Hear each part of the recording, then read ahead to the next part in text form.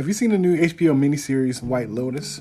I came across it by seeing the trailer, which was very intriguing, about these families kind of having connective stories going on a vacation at this resort. And you can't really tell what's going on with it. It almost gives the feeling of it's going to be something supernatural or whatever, but you know some kind of mystery is going on. And the fact that it's kind of vague, but it gives you these little highlights of different things to come, made it very intriguing, and I was really looking forward to checking it out. It's a 6-part episode. It has, it's not like a lot of people necessarily that you would know. So actors like Connie Britton from the show Nashville. You have Jennifer Coolidge from Everything. She's been around forever. She's always been that quirky woman that's just kind of out of left field. I think Jack Lacey from The Office, I believe. Natasha Rothwell from Insecure. So folks like that. And so it's sprinkled with faces you've seen before and then new faces that you probably haven't seen before but maybe look familiar. And it was written and directed by Mike White, and he's also an actor. So it was interesting to see this story done by a fellow actor turned director. And this is his story that he came up with. And so with this show, normally I watch these shows kind of late night on my own. But this show I happened to catch with my guest tonight, Leda Mae. How you doing tonight? I'm doing well. How about yourself? I'm doing good. I'm doing good. I thought it'd be cool for us to discuss this mini-series together. And so I was thinking that we could just start off with your casual thoughts about the overall show without giving away anything. And I kind of gave mine, but I might give a little bit more. Then after that, we can go into open discussion about what we thought about the characters in the show and the plot and things like that. Mm-hmm. Well, I really enjoyed the show, and I would recommend folks to check it out, definitely. You know, there's so many things, that you can discuss about this. I mean, you can look at class, you can look at race, you can look at gender roles and things of that nature. So, yeah. So what did you like about the show overall?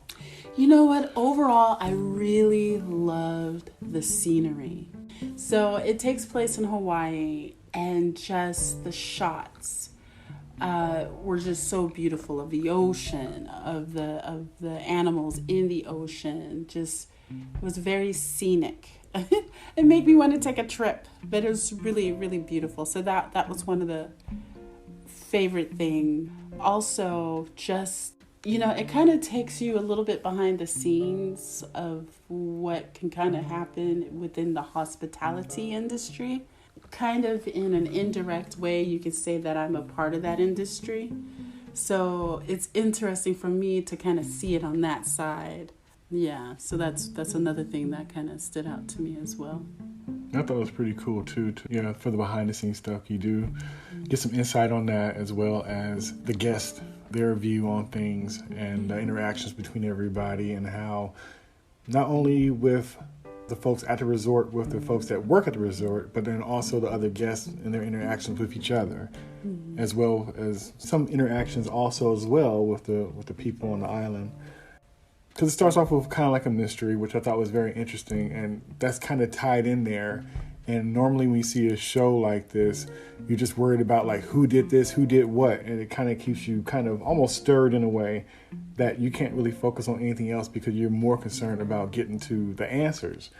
But the way this was done, it was done in a way where it was some episodes where I actually forgot that it was even a mystery mixed in it. I was just kind of looking forward to the endeavors of the characters because they were just so quirky and interesting, and the tones kept shifting and stuff, so it was just kind of hard to tell what is really going on with this.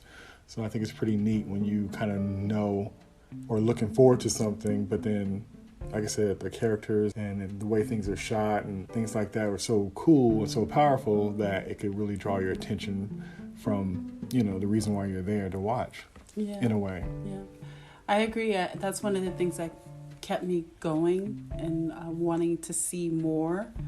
And even now that we've finished watching all of the episodes, I still want to see more, and like what happened with this and what happened with that, and Yeah, so it would really be interesting. I don't know if they will, but if they have like a season 2, that would be great to see. I would look out for that. So, if somebody who never seen this before, who's looking for a show like something to watch, would you recommend it? Yes, I would highly recommend it. And what do you think they'll get from seeing it if they did watch it? Like I said, there's so much that's above and below the surface to look at. Like, how are working class folks treated by, let's say, upper class folks? When you are there to assist and offer your services as an employee of, let's say, a hotel. How is that for the working class person? How is their experience? How is the experience for the person who's coming to get away for the vacation? What are they thinking about? What do they see? So, one of the things, looking at privilege, who has it, who doesn't, who could afford it, who can't. Yeah. And then also, this is so funny, but how is it with raising your children? How are your children going to be as adults? Are they going to be mature and responsible and realize that they're not the only ones in the world? Or are they going to be selfish and just kind of, it's all about me and what they can get? So, yeah, like I said, so many different things to look at, so many different levels. Yeah, that makes sense, and I agree. I definitely think people will get interesting story, interesting characters that's fleshed out in a cool kind of way. How certain environments bring out certain things about people, realizations, and how sometimes those come about, and then the conflict you might have with yourself, with coming across those conflicts or coming across certain people, and how that can affect things, Yeah. Yeah, I think that if you like those kind of stories and stuff, I think that you would definitely enjoy it. And what's really cool too is when somebody does a story in a way where the environment is just as big of a character as the actual characters. And when you feel like you kind of know the place that you're at, where the people are at, it kind of gives this another level of connection to it. Because it's almost kind of like the resort is also a character. Mm-hmm. Yes. That's incorporated very well. So I really enjoyed Definitely. that aspect of it as well. Mm-hmm. All right, so I guess we're both digging it and we both recommend it. So if you have seen this before, then you continue with us to the spoiler talk. Or if you're a person that can't wait and gonna, listen past this point, even though I'm giving you a heads up to go ahead and dip out, here we are to the spoiler discussion section. And you know what, since we saw the whole thing and we just saw the last episode, I guess we could go and just start backwards and just dig in from the end, since that's how it kind of went down. Yes, we can. That sounds good. Okay, so your thoughts on the ending for the last episode? My thoughts on the last episode. First of all, I want to say it was very hard not to give anything away before. But the last episode, go ahead. Before you even do that, you kind of set it up for those who haven't seen it or the ones who, because it does start off with a mystery. Yes. And we don't have to say necessarily who it was, but something happened to somebody. And it was, and so you're waiting basically the whole time for that something to happen. And to see how it happens. To see how it happens, exactly. So we're starting off with that, but okay, so I'm sorry to interrupt. Go ahead. No, that's okay. So as Jason was saying, there was something that happened to one of the characters initially in the first episode. And then, watching the series, I kept thinking like, oh, how is this going to happen to this person? And is it going to happen this way or that way? I'm one of those people that has to know. And, I just can't sit still and just kind of wait. I've got to come up with my own ideas and things. Can I say? Yeah, go ahead. Okay, so basically it was a death. It was a death of one of the characters. And then it vaguely goes into it a little bit in the first episode. And then it ties it in. It wraps it up in the last episode. In a way, I was surprised at who ends up dying.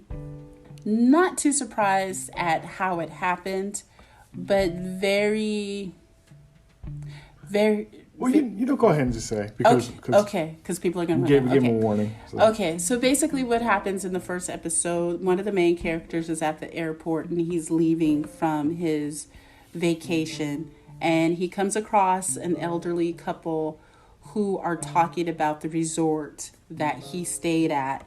And basically they're like, hey, have you heard that there was a death at this resort? And he's just kind of not feeling it, not having it, and dismisses them. And then another scene is that you see this coffin being loaded, or this crate being loaded onto the airplane to go back home. So you know someone has died. Right. And I assumed, from looking as the episodes continue, I assumed that it was this character's wife. I assumed that it was her that ends up dying, but it's not. It turns out that it is the general manager of the resort. He's the one that ends up dying. And it is the husband of the character that I assumed died. He's the one that ends up killing him. And it was a mistake. But what I wanted more of to see is like what happened to him. Like, you know, they didn't show him arrested. They didn't show him calling for help. It was just like a oops, and goes on to the next scene. I wanted to see more. Okay. And that kind of had me thinking about kind of like privilege, because the gentleman that killed the general manager came from a very prestigious, very wealthy family. And, you know, it kind of feels like he got away with something really big. And I wanted to know, how was he able to get away with it? Because if it was someone else, like let's say someone working class, lower class, perhaps even a person of color, I think it would have been handled differently. I think we would have seen the shot of them being taken away in handcuffs, you know, or even being interrogated. But in the television show, it was more or less, you know, like he was a victim. Like he was the victim. Like the cops are shaking his hand, and, you know, the new GM is checking on him, making sure that he's all right. You know, so that's why I say, like, we could really look at privilege. Yeah, I thought that was interesting. Like I said, I was shocked that it wasn't the wife who got killed, because, like I said, they really leaned into that strongly, but I thought it was brilliant the way they pulled it off, where they didn't really necessarily show it, but they insinuated. So the whole time I'm thinking how she's going to get it, because she's going through her, you know, emotional breakdown and trials and stuff with her new husband. You know, they're on their honeymoon and all this other kind of stuff. So she's going through all this stuff. She's having a crisis of self. So you just kind of like, is she going to, you know, off herself, or something going to happen to her, or whatever? How did we get into this situation? But even though that was the main mystery of how she will die and what happened to her, it was all this other stuff with the different families and stuff. Because then you had the Mossbachers, the wife Nicole, you had the husband, their daughter, their son, and their daughter's friend. And so, you know, they've been in a relationship for a long time, the husband and wife. It doesn't seem like the wife really respects the husband.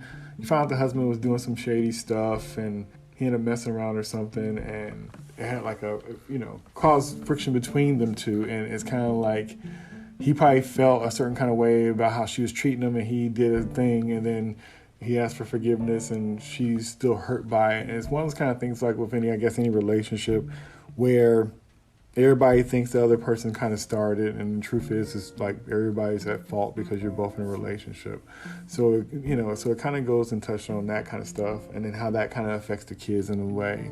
Because then you have the sister treating her younger brother like mess, and he's trying to figure out his place and where can he connect, because he's looking at his family, but it's not really his family in this way. His parents are kind of dismissive to him. His dad opens up to him because of his own fear about something that happened to him versus him just wanting to connect to his kid. So he almost like he gets the leftovers of everybody. And he realizes that. And so he acts based off of that. And everybody else can't understand why he is the way he is. But in truth, he's getting leftovers, and they're looking at him like, well, how come that isn't good enough? So when he finds something for himself that means something for him, it's very interesting how instead of having a conversation with him, thinking like, that's cool that you found something that you're into, and how can we help you incorporate this into your life? It's more or less just being dismissive and wanting to fill it in with stuff that they want to fill it in with. So it was just interesting. But his journey was very cool to witness in a way. Did you want to say something about him? Yeah, I just, he kind of started off where he was very isolated. His sister didn't want him around. She made him sleep in the closet in their room, while she and her best friend, just, slept in the main part of their suite. And, nobody really took time with him to connect with him. So he was constantly on his cell phone, constantly watching videos. And so there, I really feel like this family, they really weren't connecting with each other. And I think for the son, whether he knew it or not at that time, he was looking for connections, but he kept being pushed away by his sister and her friend.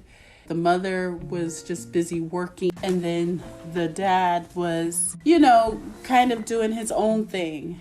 So I think he was looking to connect, but didn't realize that's what he needed or wanted at the time.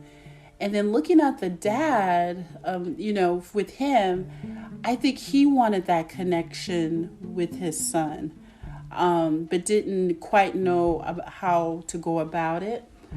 So ended up like oversharing some personal things.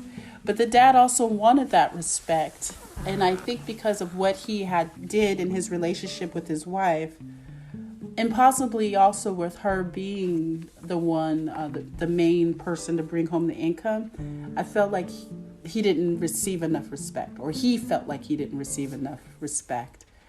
And with the daughter, gosh. Yeah. She was just... I guess in a way she was an older sister, but then she's an older sister that is spoiled. Yeah. And, well, speaking of older sister, because that's a whole other... And the way everything is kind of tied together. But speaking of the sister, her name is Olivia, and she has her friend that came along with the trip with them, Paula. Okay, so her friend Paula is a girl of color. Now, we looked it up and saw that she's actually, half black and white. But, seeing her, you wouldn't be able to tell what she was, but you could tell that she was not white.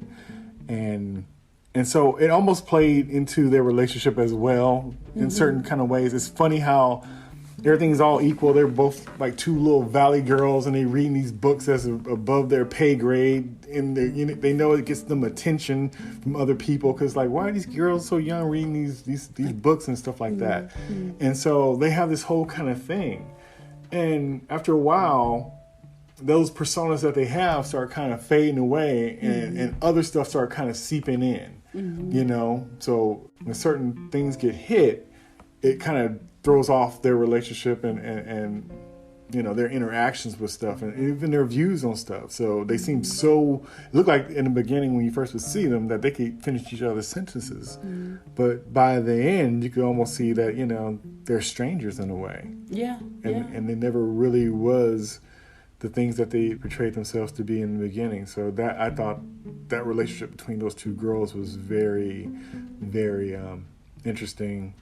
And it just kind of feels like in terms of the relationship between the two girls, like Paula fulfills some kind of need for Olivia, right? Like, and it's almost like she is Olivia's possession in a way, and to the point where Paula doesn't feel like she can tell her friend, like, I met this guy on the island and I'm really digging him. Like, she, has to creep around, and to have any kind of interactions with him, with it ending up with Olivia constantly questioning her, like, where have you been? Who are you texting? Who is that? Right. It's like, it's more, it seems like it's more than a friendship, right? It almost seems like they're a couple. They kind of played with that in the beginning. That's what made it kind of confusing.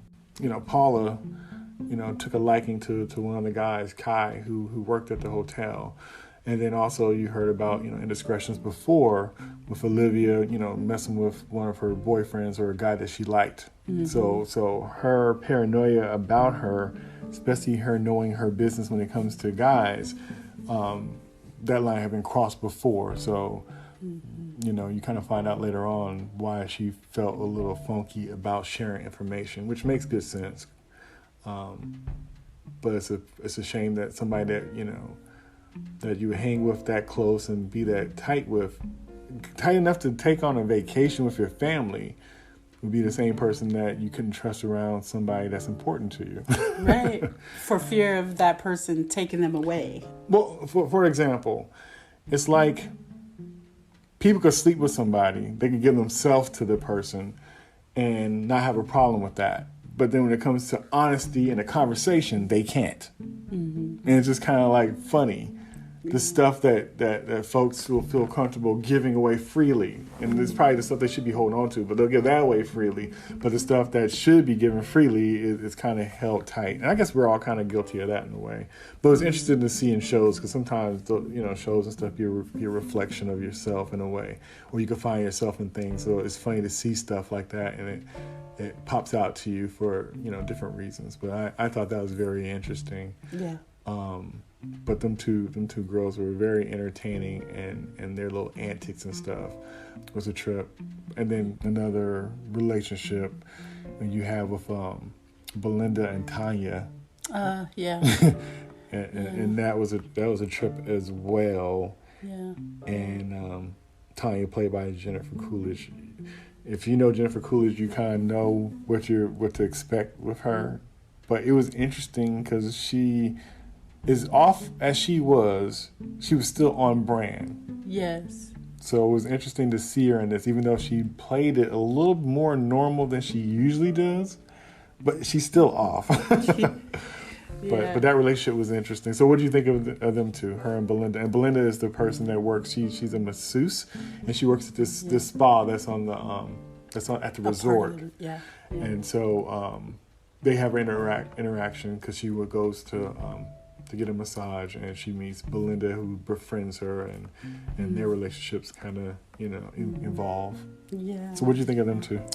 Well, gosh, it's just funny. It's just about like I said, there's so many levels to look at this television show about. And one is people that are givers, that constantly give, that are offering services, that are checking on other people's well-being, that are nurturing. And then you have folks that kind of take and may continue to take, and maybe just thinking about themselves and what it is. For Tanya, basically her mother has passed away, and she mentions how her parents just really just treated her so horribly, that she's all mixed up. She jokes around and talks about all of the therapies that she's had to get right. And even though her mother has treated her so wrong when she was alive, she is still broken apart, which is normal, right? And your mother's your mother, your father's your father, no matter what. In my opinion, with their passing, you're gonna be heartbroken at some point. And so she was.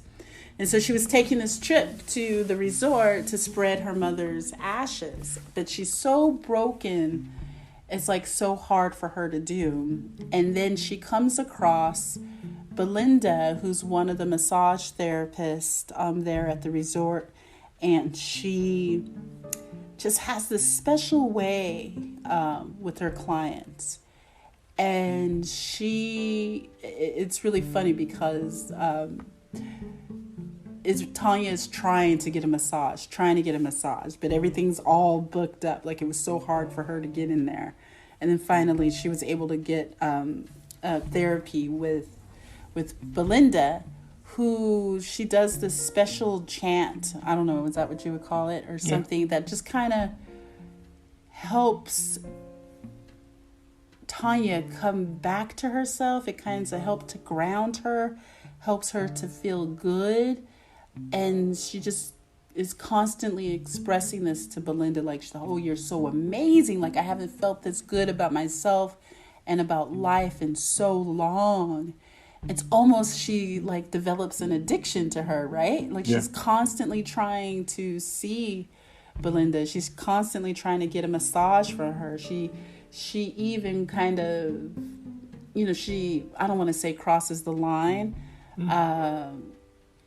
It would have been crossing the line if Belinda was like, I feel uncomfortable. Like, it just needed to be said. It's almost kind of like the way what she was doing is almost one of those kind of things that it's okay until the person says not. And I think most people, if they wasn't the type of person that Belinda was, probably would have cut it off a long time ago and said something. Because really, I almost kind of took it as her being attracted to her. And so I didn't know if what was the thing? Was it really you really just getting so much out of this massage and you really enjoyed it? Or was she falling in love with her? I couldn't even, it was that deep where I couldn't even tell what was what. So I think that's pretty strong if I couldn't tell the intentions. But I just think that, Tanya, she just was so broken up, and probably had been broken up for so long. I mean, just over this long period of her life that she meets Belinda, who kind of changes that around for her. And she wants to continue to feel that good in that way.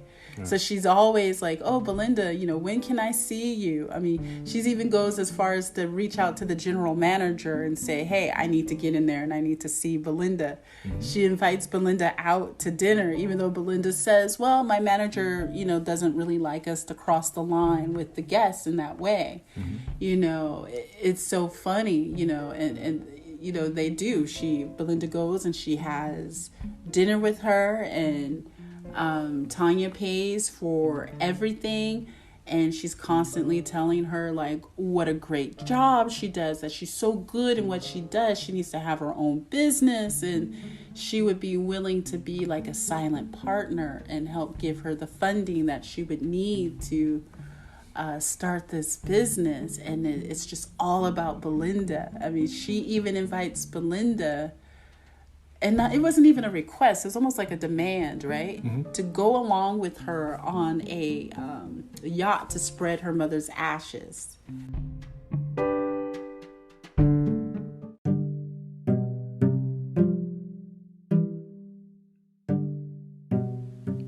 Hey, this is Jay, and I hope you're enjoying the conversation so far. I just want to let you know that this conversation is part of a larger conversation that continues on the next episode. Thanks for listening.